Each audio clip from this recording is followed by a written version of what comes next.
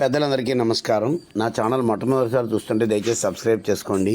నేను ఎన్నిసార్లు చెప్పినా చాలా తక్కువ మందే సబ్స్క్రైబ్ చేసుకుంటున్నారు. గతంలో నా ఛానల్ 5,000 పైగా సబ్స్క్రైబర్స్ ఉండేవారు, కానీ యూట్యూబ్ కమ్యూనిటీ వాళ్ళు దాన్ని ఎందుకో బ్లాక్ చేసేసారు. అది రివోక్ చేయట్లేదు. సరే, ఏది ఏమైనా ఎక్కువ మంది సబ్స్క్రైబ్ చేసుకుంటే నేను పెట్టే ముఖ్యమైన సమాచారం ఎక్కువ మందికి చేరే అవకాశం ఉంటుంది.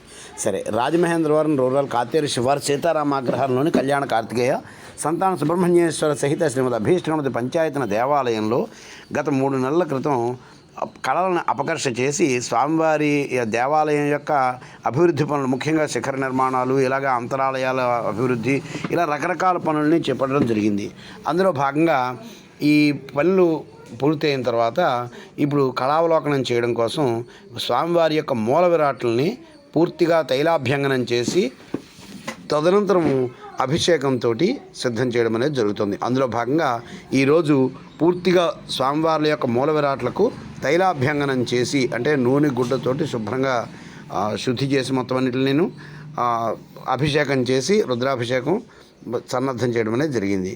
అయితే ఇందులో భాగంగా రేపటి రోజు అంటే మంగళవారం నాడు ఈ స్వామివారి యొక్క కళావలోకనం, అంటే ఆయన నుంచి అపకర్ష చేయబడిన కళలన్నింటినీ, జీవకళలన్నింటినీ మళ్ళీ ఈ విగ్రహాల్లో ప్రవేశపెట్టడం అనే ప్రక్రియ జరుగుతుంది. అలాగే ఎల్లుండి సుబ్రహ్మణ్య షష్ఠి నాటి నుంచి ఈ దేవాలయం అభిషేకాధ్యర్చనలు నిత్యం చేసుకోవడానికి వీలుగా అందుబాటులోకి తీసుకురావడం అనేది జరుగుతుంది. సర్వేభ్య కళ్యాణ కార్తికేయ సంతాన సుబ్రహ్మణ్యేశ్వర సహిత శ్రీమద్ అభీష్టగణపతి పంచాయతన మూర్తి అనుగ్రహ సిద్ధిరస్తు. 2020లో ఈ దేవాలయం మా చేతిలోకి వచ్చేసరికి కేవలం అభీష్టగణపతి స్వామివారి తప్ప ఇంకెవరు లేరు.